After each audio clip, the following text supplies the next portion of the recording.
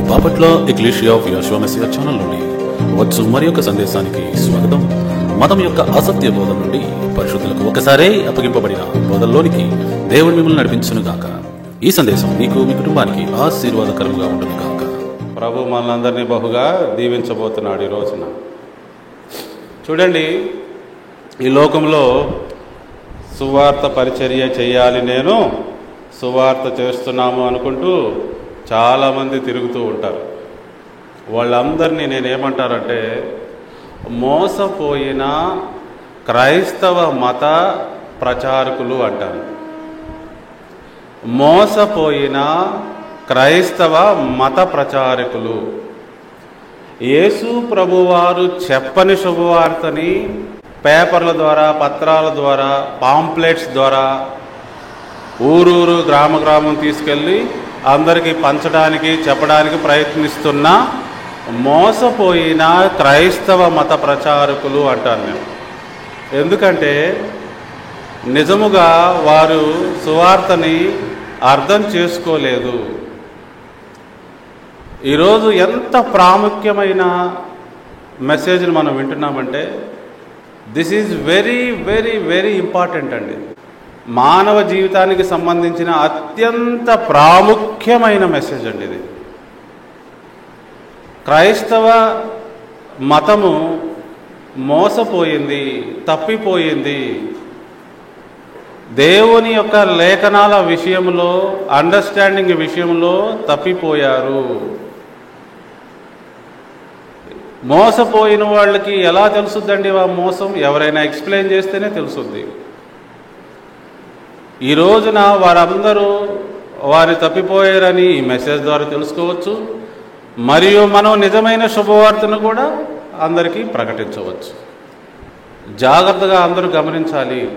యేసు ప్రభువారు ఇజ్రాయెల్ కంట్రీలో ఊరూరా గ్రామ గ్రామం తిరిగి ఒక గుడ్ న్యూస్ని ప్రకటించారు. ఒక గుడ్ న్యూస్. అలా ఆయన ప్రకటిస్తాడని పాత నిబంధన గ్రంథములో ప్రవక్తల ద్వారా దేవుడైన యెహోవా అంటే యావే ముందుగానే తెలియపరిచాడు. అర్థమవుతుందా? ఇలా నా సేవకుడు ఒకడు వస్తాడు, ఇలా మీకు సువార్తని ప్రకటిస్తాడు. ఆ సువార్త నా యొక్క కొత్త నిబంధన. కొత్త నిబంధన అనటం కంటే ఆ నిబంధన ఏమనాలంటే నిత్య నిబంధన. ఇంకా నేను నిబంధన చేయను, ఇదే లాస్ట్ నిబంధన, అల్టిమేట్ నిబంధన చేస్తాడు. నా సేవకుడు వచ్చి ఒక కొత్త నిబంధన చేసి మీ అందరికీ శుభవార్త ప్రకటిస్తాడు అని ముందుగానే ఆల్రెడీ ఒక నిబంధనలో ఉండగానే అప్పుడే దేవుడైన యావే లేకపోతే యెహోవా ప్రవక్తల ద్వారా తెలియపరిచాడు. అందుకే ఈ మెసేజ్ చాలా ఇంపార్టెంట్ అని చెప్తున్నాను నేను. ఇప్పుడు యేసు ప్రభువారు నూతన నిబంధన చేసి నూతన నిబంధన ప్రకారం చెప్పుచున్న మెసేజ్ని ముందుగానే ఆయన ప్రవక్తల చేత పలికించాడు. దేవుడైన యెహోవా నా సేవకుడు వస్తాడని ముందుగానే చెప్పాడు. మీకు సువార్త చెప్తాడని చెప్పాడు. అయితే ఈ విషయం మత సంబంధులకి ఎందుకు అర్థం కావట్లేదు? ఇప్పుడు మత సంబంధులు ఏం చేస్తారో తెలుసా అండి? ధర్మశాస్త్రము కొట్టివేయబడిందని చెప్తారు. అందరూ గమనించాలి. ఎక్కడ ఈ క్రైస్తవ మతం మోసపోయిందో నేను ఈరోజు అందరికీ తెలియపరుస్తా. ఎందుకు వారి జీవితాల్లో శాంతి లేదో, సమాధానం లేదో, ఎందుకు వారి జీవితాల్లో నిజముగా అభివృద్ధి జరగటం లేదో, ఎందుకు ఇలాంటి భయంకరమైన పరిస్థితులు ఇంకా భూమి మీద ఉన్నాయో నేను వివరించడానికి ప్రయత్నిస్తా. జాగ్రత్తగా గమనించండి. వాళ్ళు ఏమంటారు? ధర్మశాస్త్రము కొట్టివేయబడింది అంటారు. రెండోది, యేసు ప్రభువారు చుట్టూ ఆయన దేవుడుగా ఒక మతాన్ని అల్లుతారు. మూడోది, ఆయన చుట్టూ కొన్ని పండగలు అల్లుతారు. కొన్ని ఆచారాలు అల్లుతారు. ఇది వాళ్ళు సువార్త అనుకొని ఈ లోకంలో ప్రతి దేశానికి వెళ్ళి ప్రకటించడానికి ప్రయత్నిస్తున్నారు, which is very very wrong. అందుకే నేను ఈరోజు మెసేజ్ చాలా ఇంపార్టెంట్ అని చెప్తున్నాను. మీకు ఎవరైతే ఎవిడెన్సెస్ చూపిస్తారో వారినే మీరు నమ్మాలండి. ఊరికే మాట్లాడే మాటల్ని ఎవరు నమ్మకూడదండి. ఈ లోకంలో సోషల్ మీడియాలో చాలామంది మాట్లాడుతూ ఉంటారు. నేనేమంటాను, కొంతమంది బూతులు గాలి మాటలు మాట్లాడుతూ ఉంటారు. సాగుతుంది కదా అని సాగిస్తూ ఉంటారు. అలాంటి మాటలకి మనం విలువనియకూడదు. ఉట్టి మాటలు కట్టి పెట్టాలి. నీ దగ్గర ఏమన్నా ప్రూఫ్ ఎవిడెన్స్ ఉంటే చూపించాలి. అది జ్ఞానమునకు దారి, వివేకమునకు దారి. ఈ రోజున క్రైస్తవ మతము, ధర్మశాస్త్రము కొట్టివేయబడింది. ఆ ధర్మశాస్త్రంలో ఉన్న 4వ ఆజ్ఞ అయిన విశ్రాంతి దినము వాళ్ళు ఫాలో అవ్వరు. వారు వేరే రోజును ఫాలో అవుతారు, వారు వేరే పండుగలు ఫాలో అవుతారు, వారు వేరే ఆచారాలు ఫాలో అవుతారు. బైబిల్ చెప్పనివన్నీ వాళ్ళు చేస్తారు. ఎందుకు?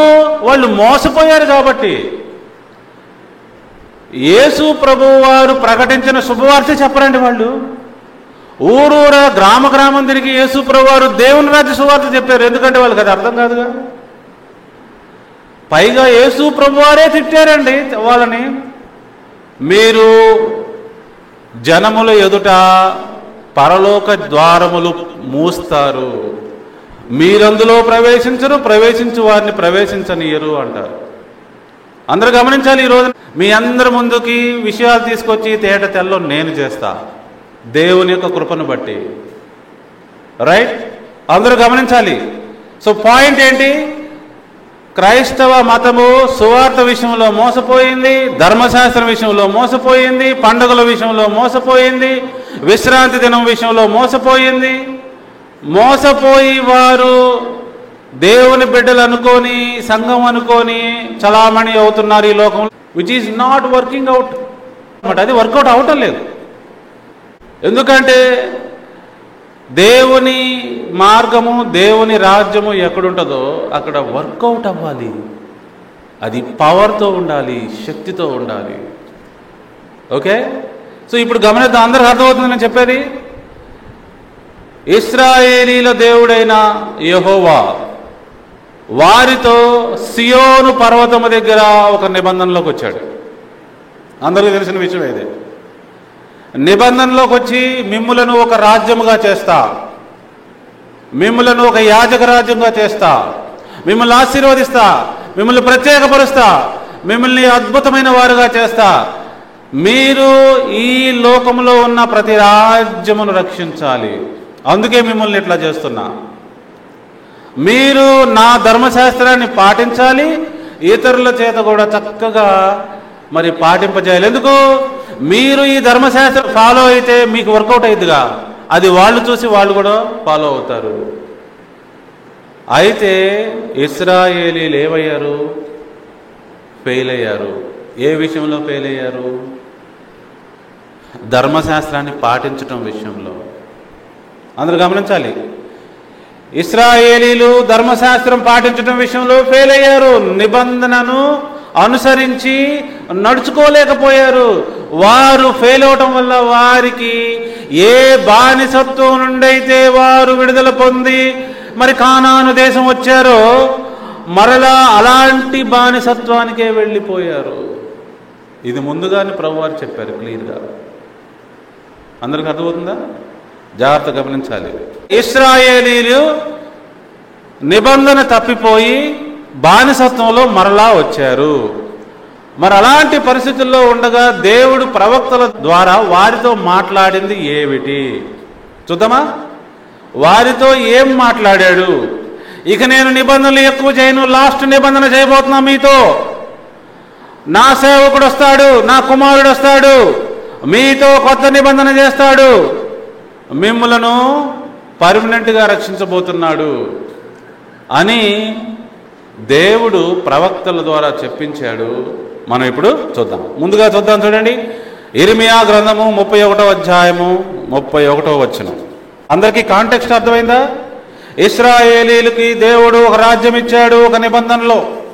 వాళ్ళకి ఆ రాజ్యానికి ధర్మశాస్త్రం కూడా ఇచ్చాడు ఫాలో అవ్వమని. అయితే ఇశ్రాయేలీలు ఆ ధర్మశాస్త్రమును పాటించటంలో ఫెయిల్ అయిపోయారు. కాబట్టి వారు దేశములో నుంచి బయటికి గెంటివేయబడి వేరే దేశానికి బానిసలుగా వెళ్ళారు. ఎలా అంతకుముందు వారు ఐగుప్తులో ఎలాగైతే బానిసత్వంలో ఉన్నారో అలాంటి పొజిషన్కి మరలా వెళ్ళిపోయారు. ఆ యొక్క పరిస్థితులలో దేవుడైన యెహోవా ఇర్మియా గారి ద్వారా ఇశ్రాయేలుకి ఏం మాటలు చెప్తున్నాడో గమనించాలి. 31వ అధ్యాయము 31వ వచనము నుండి గమనిద్దాం. ఇదిగో నేను ఇశ్రాయేలు వారితోనూ యూదా వారితోనూ క్రొత్త నిబంధన చేయు దినములు వచ్చుచున్నవి. ఏమండి, ఈ మాటలు ఎప్పుడు చెప్పాడు ప్రభువారు? ఇశ్రాయేలు పాత నిబంధన అతిక్రమించేశారు, పోగొట్టుకున్నారు, మరలా వెళ్ళిపోయారు, బానిసత్వానికి వెళ్ళిపోయారు. ఇర్మియా ఈ మాటలు మాట్లాడుతున్నప్పుడు ఇశ్రాయేలు వారు ఎక్కడున్నారనుకుంటున్నారు? వేరే బబులోను దేశంలో ఎక్కడో బానిసలుగా ఉన్నారు. ఆ రోజున దేవుడైన యెహోవా ఇర్మియా ద్వారా పలికిస్తున్న మాటలు చూడండి. ఇదిగో నేను ఇశ్రాయేలు వారితోనూ యూదా వారితోనూ కొత్త నిబంధన చేయ దినములు వచ్చుచున్నవి. కొత్త నిబంధన ఎవరితో చేశాడు ప్రభువారు? వినాలి, అందరూ వినాలి. ఎవరితో? ఇశ్రాయేలు వారితో. క్రైస్తవులు ఎవరు? ఇశ్రాయేల్ ప్రజలతో కదా కొత్త నిబంధన. యేసు ప్రభువారు వారితో కదా ఉండాల్సింది, వారితో కదా. మరి క్రైస్తవులు ఎవరు? వాళ్ళు ఇశ్రాయేలీలా? మరి మేము కొత్త నిబంధన జనులము, మరి క్రైస్తవులు అంటారు, వాళ్ళు ఎక్కడి నుంచి వచ్చారు? ఆలోచించండి, చూద్దాం. ముందుకెళ్ళే కొద్ది చాలా విషయాలు తెలుస్తాయి. 32వ వచనం. ఇదే యెహోవా వాక్కు. ఇది దేవుని మాట. అది ఐగుప్తులో నుండి వారిని రప్పించుటకై నేను వారిని చెయ్యి పట్టుకొనిన దినమున వారి పితరులతో నేను చేసిన నిబంధన వంటిది కాదు. ఏమంటున్నాడు ప్రభువారు? ఐగుప్తులోంచి బయటికి తెచ్చినప్పుడు నేను చేసేనే ఒక నిబంధన, అలాంటి నిబంధన చేయబోట్లా నేను కొత్తది, ఇది వేరేది, ఇది కొత్త నిబంధన. ఎవరితో? మీతోనే చేస్తా. ఏంటండి ఆ నిబంధన? పాత నిబంధన అంటారు, దాని వంటిది నేను చేయట్లేదు అంటున్నాడు. ఇశ్రాయేలుతో కొత్తది చేస్తానంటున్నాడు. అందరికి అర్థమవుతుందా అండి? ఈ మ్యాటరే వెరీ వెరీ ఇంపార్టెంట్ అండి. మన జీవితాలను మార్చేది ఇది ఒక్కటేనండి. మీరు అర్థం చేసుకోవాలి. ఈ క్రైస్తవ మతము ఏదైతే ఉందో అది తప్పిపోయింది, మోసపోయింది, అది దేవునికి సంబంధించినది కాదు అని నేను డిక్లేర్ చేస్తున్నానండి. 6000 డినామినేషన్స్ వేస్ట్ అయిపోయినాయి అండి, బుగ్గిపాలు అయిపోయినాయి. అరే, కొత్త నిబంధన ఇశ్రాయేలుతో చేసింది, క్రైస్తవులతో కాదు. ఇశ్రాయేలుతో చేశాడు ప్రభువారు కొత్త నిబంధన. ముందుకు చదువుదాం. ఇంకా ఏమంటున్నాడు? నేను సియోను పర్వతం దగ్గర ఇశ్రాయేలుతో చేసిన వంటి నిబంధన కాదు ఇది, ఇది వేరేది, ఇది కొత్తది చేస్తున్నా నేను. నెక్స్ట్ లైన్ 33వ వచనం చూడండి. ఇదే యెహోవా వాక్కు. ఈ దినములైన తర్వాత నేను ఇశ్రాయేలు వారితోనూ యూదా వారితోనూ చేయబో నిబంధన ఇదే. ఏంటి ఆ నిబంధన? చెప్తున్నాడు, ఎక్స్ప్లెయిన్ చేస్తున్నాడు. వారితో కొత్త నిబంధన చేస్తున్నాను. ఆ నిబంధన ఏంటో చెప్తున్నాడు. జాగ్రత్తగా అందరూ మనసు పెట్టి చూడండి. వారి మనస్సులలో నా ధర్మ విధి ఉంచెదను. ధర్మ విధి అంటే ధర్మశాస్త్రం. మళ్ళీ చదువుతున్నా. వారి మనస్సులలో నా ధర్మశాస్త్రము ఉంచెదను, వారి హృదయముల మీద దాన్ని రాసెదను. యెహోవా వాక్కు ఇదే. ధర్మశాస్త్రాన్ని పాటించలేక ఇప్పుడు బానిసత్వంలో ఉన్న వారికి ప్రభువారు మళ్ళా ఏం చెప్తున్నాడు? వీళ్ళు ఎందుకు ఫాలో అవ్వలేకపోయారో నాకు అర్థమైంది. ఇప్పుడు నేను ఒక పని చేస్తాను, ఇంకొక నిబంధన చేస్తాను, లాస్ట్ది.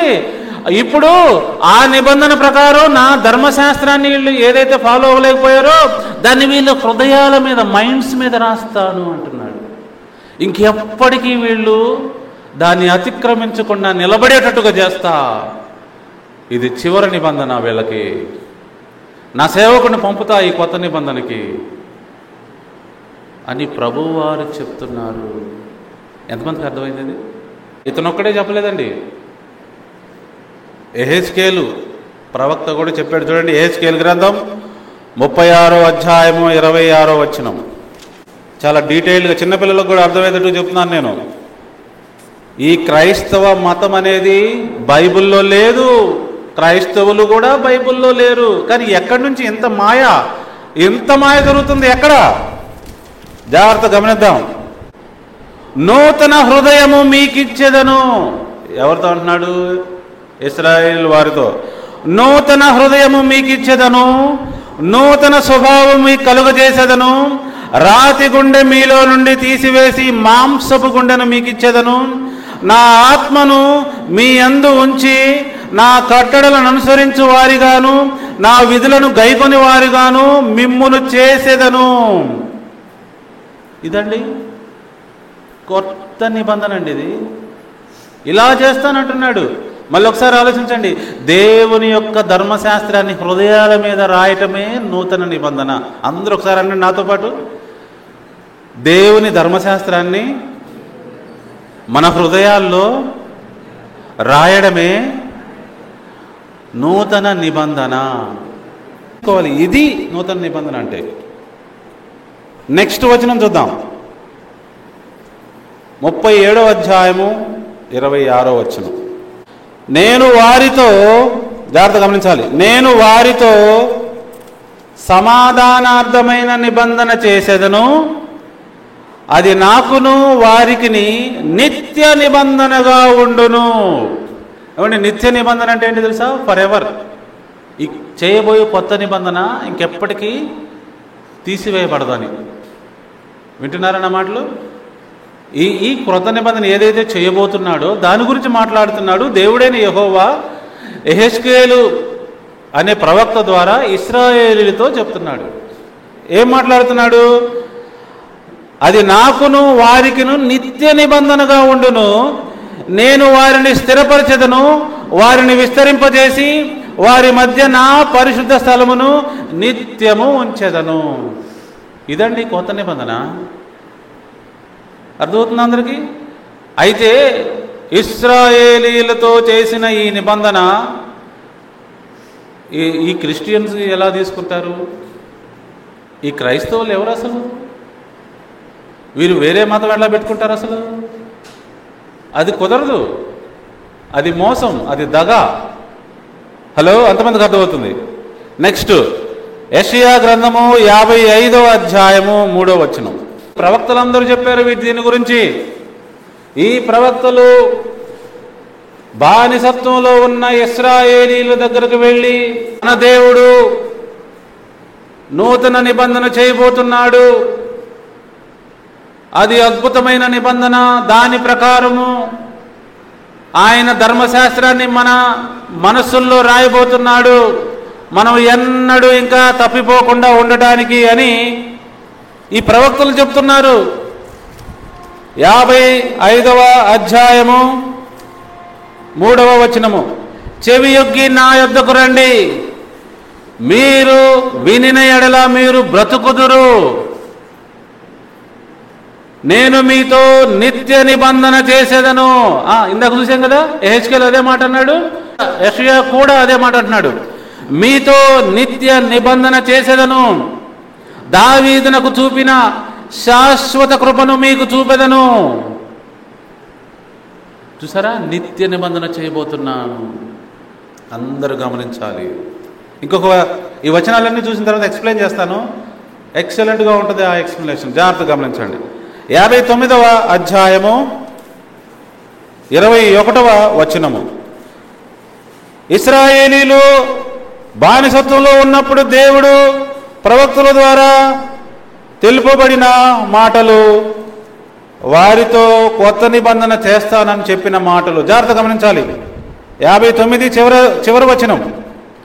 నేను వారితో చేయు నిబంధన ఇది, నీ మీదనున్న నా ఆత్మయు నేను నీ నోట నుంచిన మాటలను నీ నోట నుండి నీ పిల్లల నోట నుండి నీ పిల్లల పిల్లల నోట నుండి ఈ కాలం మొదలుకొని ఎల్లప్పుడూ తొలగిపోవు అని యెహోవా సెలవిచ్చుచున్నాడు. శాశ్వతముగా దేవుని ధర్మశాస్త్రపు మాటలు మన హృదయంలో పెట్టబోతున్నాడు. అది ఎప్పటికీ తొలగిపోవు. మన పిల్లల నోట్లో కూడా ఈ మాటలు ఉంటాయి మనసుల్లో. వారు ఎన్నడూ అతిక్రమించరు. అది యెషయా ద్వారా చెప్తున్నాడు ప్రభువారు. ఎంతమందికి అర్థమవుతుంది? మరి ఈ మాటలు క్రొత్త నిబంధనలోకి వచ్చేసరికి మారిపోతాయా? యేసు ప్రభువారు వచ్చారు, ఈ నిబంధనకి మధ్యవర్తిగా వచ్చారు, ఈ నిబంధనే చేశారు, ఇదే ప్రకటించారు దేవుని రాజ్యము. ఆ రాజ్యములోకి ప్రవేశించే వారికి ఇలాంటి పరిస్థితే సంభవించిన. ఏం పరిస్థితి?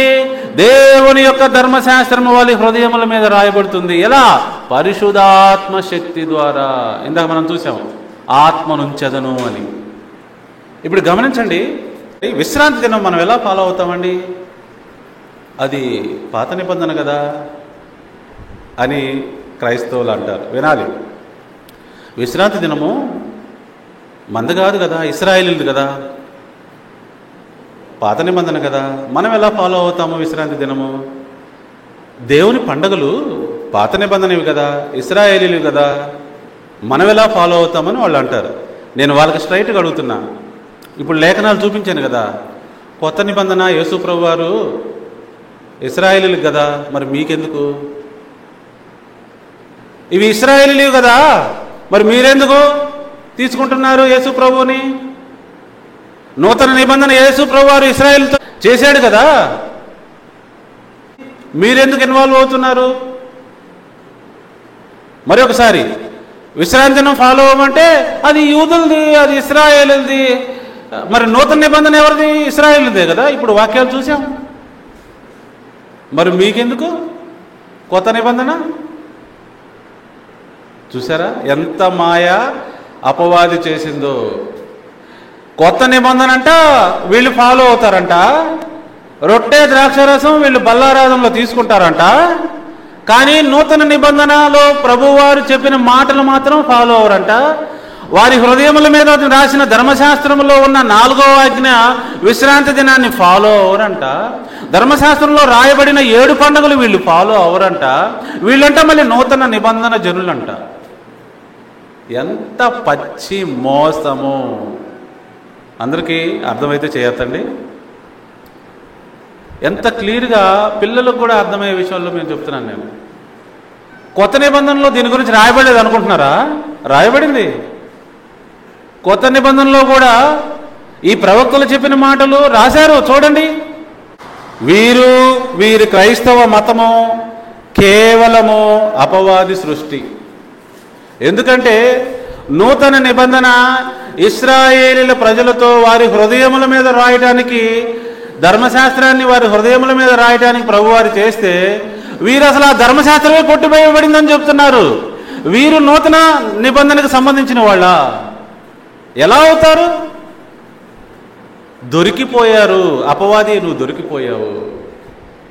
ఓ సాతానా, నువ్వు దొరికిపోయావు. హెబ్రీయులకు రాసిన పత్రిక 8వ అధ్యాయం 8 నుంచి చదువుతాను చూడండి. అయితే ఆయన ఆక్షేపించి వారితో ఇలాగ చెప్పుచున్నాడు, ప్రభు ఇట్లనెను, ఇదిగో ఒక కాలము వచ్చుచున్నది, అప్పుడు ఇశ్రాయేలు ఇంటి వారితోను యూదా ఇంటి వారితోను నేను క్రొత్త నిబంధన చేయుదును. ఎవరితో అండి? ఇశ్రాయేలుతో, యూదా ప్రజలతో. వాళ్ళు దేవుని నిబంధన జనులు. వాళ్ళు పాత నిబంధనలో ఉన్నవారు. సియోను పర్వతం దగ్గర ఎవరైతే నిబంధన చేస్తాడో వారితో చేస్తున్నాడు కొత్త నిబంధన. మరి క్రైస్తవులు ఎక్కడా? క్రైస్తవులు లేరు, అన్ని జనులు ఉంటారు అంతే. అన్ని జనులు వచ్చి ఈ నిబంధనలో కలవటానికి అవకాశం అయితే కల్పించాడు దేవుడు. క్రైస్తవులకు వేరే మతం ఏంది క్రియేట్ చేయలేదు ఇక్కడ ప్రభువారు. అదే రాజ్యము, అదే దావీదుకి ఇచ్చిన రాజ్యము, అదే దేవుడు ఇశ్రాయేలుకి ఇచ్చిన రాజ్యము ఇప్పుడు యేసు ప్రభువారికి ఇస్తున్నారు. ఆ రాజ్యమే కొత్త నిబంధన ప్రకారం ఆయన ఏలుతాడు అని స్పష్టంగా చెప్పబడిన మాట మీకు చూపించమంటారా? లూకాసు వార్త 1వ అధ్యాయము 32వ వచనము. అపవాది దొరికిపోయావు, ఓ క్రైస్తవ మతమా దొరికిపోయావు, మానవులను అడ్డంగా మోసం చేస్తున్నావు. అదే నిబంధన, ఆ కొత్త నిబంధన అదే రాజ్యానికి చేయబడింది. ఈ యేసు ప్రభువారు కూడా అందుకే వచ్చారు, కొత్త మతం స్థాపించడానికి రాలేదు. అందరూ గమనించాలి. ఆయన గొప్పవాడై సర్వోన్నతుని కుమారుడు అనబడును. ప్రభువైన దేవుడు అంటే యెహోవా ఆయన తండ్రి అయిన దావీదు సింహాసనమును ఆయనకిచ్చును. ఆయన ఇశ్రాయేలు వంశస్థులను, యాకోబు అంటే ఇశ్రాయేలు, ఆయన యాకోబు వంశస్థులను యుగ యుగములు ఏలును. ఆయన రాజ్యము అంతము లేనిదై ఉండును అని ఆమెతో చెప్పెను. చూసారా, క్లియర్గా లేదా? అదే రాజ్యము, అదే ప్రజలు, వారితోనే నూతన నిబంధన చేశాడు ప్రభువారు. ఇదిగో యేసు ప్రభువారు వాళ్ళనే వెళ్తాడు రాజులాగా. మరి మీ మతమా ఎక్కడా? ఓ మతమా నువ్వెక్కడా? ఎవిడెన్స్ ఎక్కడ? బైబిల్లో లేదుగా. ఓ మతమా, ఓ క్రైస్తవులారా, మీ పేరు క్రైస్తవులు అని పెట్టుకున్నారు కొత్త మతం చేసి, అది తప్పు. ఒకవేళ మీరు నూతన నిబంధనలో పాలి భాగస్తులు అవ్వాలంటే ఏం చేయాలంటే, మీరు ఆత్మ సంబంధమైన ఇశ్రాయేలీలుగా ఆ యొక్క ఇశ్రాయేలు అనే చెట్టుకి అంటుకట్టబడాలి. అప్పుడు మీరు కూడా ఆత్మ సంబంధముగా ఇశ్రాయేలీలు, యూదులు అవుతారే కానీ క్రైస్తవులు కారు. ఓ క్రైస్తవ మతమా నువ్వు బైబిల్లో లేవు. ఓ క్రైస్తవులారా మీరు బైబిల్లో లేరు. ఇది నూతన నిబంధన మెసేజ్. ఇది ఎంత ఇంపార్టెంట్ మెసేజ్ నేను ముందే చెప్పాను, అందరూ అర్థం చేసుకోవాలి. నేనేదో పాత నిబంధనలో వచనాలు చూపిస్తున్నాను అనుకోవద్దు, కొత్త నిబంధనలో కూడా చూపిస్తా. ఎందుకంటే మొదటి శతాబ్దపు భక్తులు సరైన అండర్స్టాండింగ్లోనే ఉన్నారు. 4 దాకా బాగానే ఉన్నారండి. ఏంటి? మొదటి శతాబ్దపు క్రైస్తవులు కాదు, వాళ్ళు భక్తులు, వాళ్ళు దేవుని రాజ్య పౌరులు, బాగానే ఉన్నారు. 4వ శతాబ్దంకి వచ్చేసరికి మారిపోయారు. ఎందుకని? అక్కడ మతం క్రియేట్ చేయబడింది. ఒక రోమా రాజు దాన్ని క్రియేట్ చేశాడు. హెబ్రీ 8లోకి వచ్చారు అందరూ. మళ్ళీ చదువుతున్నాం చూడండి, 9వ వచనం. నేను ఐగుప్తులో నుండి వీరి పితరులను వెలుపలకు రప్పించుటకై వారిని చెయ్యి పట్టుకున్న దినమున వారితో నేను చేసిన నిబంధన వంటిది కాదు ఈ కొత్త నిబంధన. ఏమనగా వారు నా నిబంధనలో నిలువలేదు. అంటే అర్థం ఏంటి? వారు దేవుని యొక్క ధర్మశాస్త్రమును పాటించలేకపోయారు. గనుక నేను వారిని అలక్ష్యము చేసి తినని ప్రభువు చెప్పుచున్నాడు. 10వ వచనం. ఆ దినములైన తర్వాత ఇశ్రాయేలు ఇంటి వారితో నేను చేయు నిబంధన ఏదనగా వారి మనస్సులో నా ధర్మ విధులను ఉంచెదను, నా ధర్మశాస్త్రమును ఉంచెదను. ఇప్పుడు ఎవరైతే ధర్మశాస్త్రం ఫాలో అవుతున్నారో వాళ్ళే నూతన నిబంధన పౌరులు, సభ్యులు, ఇశ్రాయేలు ప్రజలు. కానీ ధర్మశాస్త్రం కొట్టివేయబడిందని చెప్పేది ఎవరు? మనందరికీ తెలుసు. ప్రపంచవ్యాప్తంగా ఎవరు చెప్తారు? క్రైస్తవ మత సంబంధులు, ద సో కాల్డ్ క్రిస్టియానిటీ. నేను వారి మనసుల్లో ధర్మశాస్త్రం పెడతానని నూతన నిబంధన ద్వారా ప్రభు అంటే వాళ్ళు ఏమంటారు? నో నో నో, ఆ ధర్మశాస్త్రాన్ని కొట్టేశాడు ప్రభు, వారు తీసేశాడు అని. ఎక్కడ కొట్టేశాడు? ఎంత దారుణంగా సమాజంలో ఉన్న వ్యక్తులను, క్రైస్తవ మత భక్తులను మోసం చేస్తున్న గమనించండి. అపవాది. అర్థమవుతుందా నేను చెప్పింది? మీ అందరికీ అర్థమవుతుందా? ఇది వెరీ వెరీ ఇంపార్టెంట్ మెసేజ్. ఇంకా చదువుతాను. నేను వారికి దేవుడినై ఉందను, వారు నాకు ప్రజలై ఉందరు. ఇంకొక వచనం చూద్దాం. 12వ అధ్యాయం 24వ వచనం. ఇదే హెబ్రీ. క్రొత్త నిబంధనకు మధ్యవర్తి అయిన యేసునొద్దకు. ఎవరండి కొత్త నిబంధనకు మధ్యవర్తి? యేసు ప్రభువారు. ఆయన ఈ నిబంధనకు మధ్యవర్తి, ముందుగా చేయబడిన నిబంధనకు మోషే మధ్యవర్తి. ఈయనేమో దీనికి మధ్యవర్తి, దానికేమో మోషే. అర్థమవుతుందా? అదండి సంగతి. అయితే ఇంకో కొంచెం ఎక్స్ప్లెనేషన్ వెళ్ళాలి. ముందుగా ఈ విషయాలు తెలుసుకుందాం. అసలు నూతన నిబంధన అంటే ఏంటి, ఆ తర్వాత యేసు ప్రభువారి లక్ష్యాలు 2 ఉన్నాయి. ఆ లక్ష్యాలు మనం తెలుసుకోవాలి. ఒక దాసుడుగా, ఒక కుమారుడిగా, నూతన నిబంధన మధ్యవర్తిగా, ఒక రాజుగా, ఒక మెస్సయ్యగా వచ్చి చేసిన కార్యములు 2. ఆ రెండింటినీ స్పష్టంగా తెలుసుకుంటే మొత్తం క్లియర్గా అర్థమైపోద్ది. విజన్ అంతా అర్థమైపోద్ది, దర్శనం అంతా తెలిసిపోద్ది. రోమిలకు రాసిన పత్రిక 11వ అధ్యాయం 27వ వచనం. అక్కడ కూడా మనం ఇందాక ప్రవక్త చెప్పిన మాటలు మళ్ళీ ఉటంకిస్తున్నాడు భక్తుడైన పౌలు. చూడండి, 26 నుంచే చూస్తాను. విమోచకుడు సియోనులో నుండి వచ్చి యాకోబులో నుండి భక్తిహీనతను తొలగించును. నేను వారి పాపములను పరిహరించినప్పుడు నా వలన వారికి కలుగు నిబంధన ఇదియే అని రాయబడినట్లు ఇశ్రాయేలు జనులందరూ రక్షింపబడుదురు. ఈరోజు క్రైస్తవులు ఏమంటారు తెలుసా మీకు? మనము ఇశ్రాయేలు కాదు, మనం యూదులం కాదు. బుద్ధి ఉందా కొంచెమన్నా? దేవుడు కొత్త నిబంధన నీతో చేయలా, ఇశ్రాయేలు వారితోనూ యూదులతోనూ చేశాడు. మనందరము వెళ్ళి వాళ్ళలో కలవాలి కానీ బైబిల్ పట్టుకొచ్చుకొని దూరంగా పరిగెత్తి ఈ నిబంధన నాది అనకూడదు. మీరు దేవుడైన యెహోవా స్పష్టముగా బైబిల్లో చెప్తున్నాడు, ఈ నిబంధన ఇశ్రాయేలు ఇంటి వారితో చేశాను, నేను యోధా ఇంటి వారితో చేశాను. నువ్వు వెళ్ళి వాళ్ళతో అడ్డుకట్టబడాలి. అన్య జనులకు కూడా ఈ నిబంధనలో స్థానం ఉన్నది. మరియు ఈ నిబంధన తర్వాత ఇంకే నిబంధన చేయడు ప్రభువారు. ఇది నిత్య నిబంధన, ఇది అల్టిమేట్ నిబంధన. యేసు ప్రభువారు ద్వారా చేశారు. ఆయన మెస్సియాలాగా వచ్చి ఇశ్రాయేలు ఏలుతాడు యుగ యుగములు. ఇందాకే చదివాం మనం. ఎంతమందికి అర్థమైంది? ప్రియ దేవుని బిడ్డలారా, అందరూ గమనించాలి. ఇలాంటి సత్యాన్ని మనం తెలుసుకోవాలి. ఇది బైబిల్ సత్యము. ఇలాంటి బైబిల్ సత్యాలు తెలుసుకొని మన జీవితాన్ని ఈ నిబంధనలోకి తీసుకొచ్చినప్పుడు ప్రభువారు నిబంధన ప్రకారం మనల్ని ఆశీర్వదిస్తారు. క్రొత్త నిబంధన అంటే ఏంటి? పాత నిబంధనలో ధర్మశాస్త్రం అనుసరించి నడవలేకపోయిన ఇశ్రాయేలులకి కొత్తది చేశాడు. ఎట్లా? ఇప్పుడైనా అనుసరించి నడుస్తారేమో. అర్థమవుతుందా? ఎందుకు తప్పిపోయారో ప్రభువారు గమనించి క్రొత్తది చేశారు. ఎందుకు తప్పిపోయారు? వారి మనసుల్లో నుంచి ఈ ధర్మశాస్త్రాన్ని ఎవరో తీసేస్తున్నారు, మాయ చేస్తున్నారు. అందుకని దేవుడు పరిశుద్ధాత్మ శక్తి ద్వారా వారి మనసుల్లోకి ధర్మశాస్త్రాన్ని పంపిస్తున్నాడు.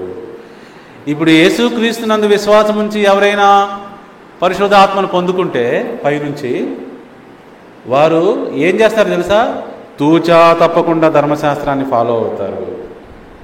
ఎందుకంటే పరిశుద్ధాత్మ ధర్మశాస్త్రానికి వ్యతిరేకంగా వెళ్ళదు, వెళ్ళదు, వెళ్ళదు, వెళ్ళదు. ధర్మశాస్త్రము కొట్టివేయబడదు.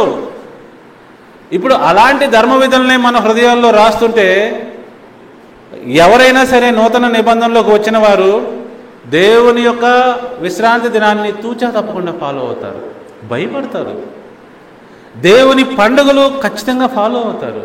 దేవుని ధర్మశాస్త్రంలో రాయబడిన నీతి విధులు, ధర్మ విధులు వాళ్ళు ఫాలో అవుతారు. ఎందుకంటే వారు పరిశుద్ధాత్మ శక్తిని పొందుకుందే అందుకు కదా నూతన నిబంధనలో. సో అందరికీ ఈ విషయం తెల్లమైందని నేను భావిస్తూ ఉన్నాను. ఇప్పుడు యేసు ప్రభువారు తాని యొక్క ఈ నూతన నిబంధన మధ్యవర్తిగా ఉండట్లో లక్ష్యములు 2 ఉన్నాయి అన్నాను. అది క్లుప్తంగా చెప్పి నేను ముగిస్తాను. జాగ్రత్తగా గమనించాలి. యేసు ప్రభువారి యొక్క లక్ష్యము ఏంటి? ఆయన రాజుగా ఇశ్రాయేలుల మీద మరి ఏలుబడి చేయాలి యుగ యుగములు. ఎందుకు చేయాలి? ఈ రాజ్యము అంటే ఏంటంటే, ఈ రాజ్యం అంటేనే ఏదైనా తోట.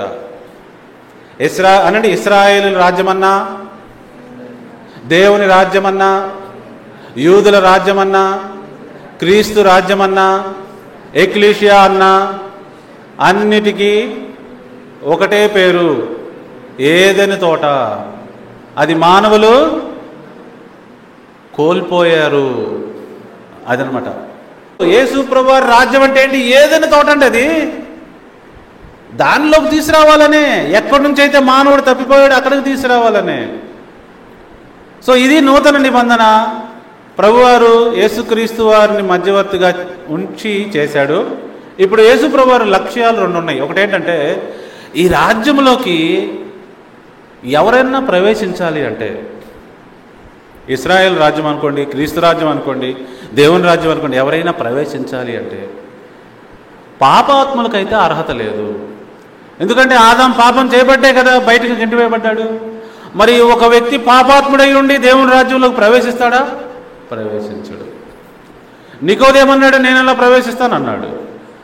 సో యేసు ప్రభువారు 2 కార్యములు చేయాలి. ఒకటేంటంటే ఇందులోకి ప్రవేశించుటకు మానవులకి అర్హత కలిగించాలి, నెంబర్ 1. రెండోది ఏంటంటే ఆయన మెస్సయ్యలాగా వచ్చి రూల్ చేయాలి, నెంబర్ 2. అంతే, సింపుల్. ఆయన నరులందరికీ అర్హత కలుగజేసి దేవుని రాజ్యంలోకి ప్రవేశించగలిగే అవకాశం కల్పించాలి అంటే ఏం చేయాలి?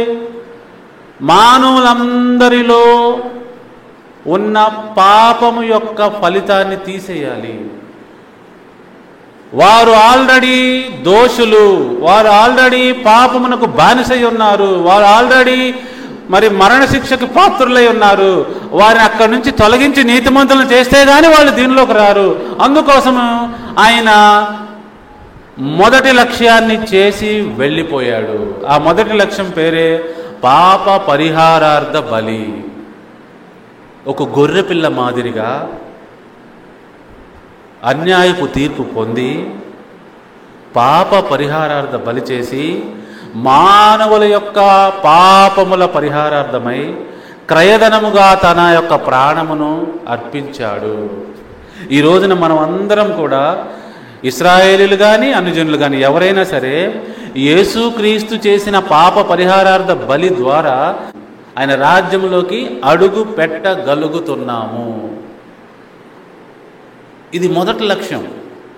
ఆ తర్వాత పాపం చేస్తే మరలా ఆదాములాగా మళ్ళీ బయటికి వెళ్తామండి. కానీ అలా చేయకుండా ప్రభువారు ఏం చేస్తున్నారు? మనకి తర్ఫీదునిస్తున్నారు, ఎక్లీషియాలో ట్రైనింగ్ ఇస్తున్నారు. మీరు పాపమును జయించాలి. మీరు పొందుకున్న పరిశుద్ధాత్మ శక్తి చాలా పవర్ఫుల్.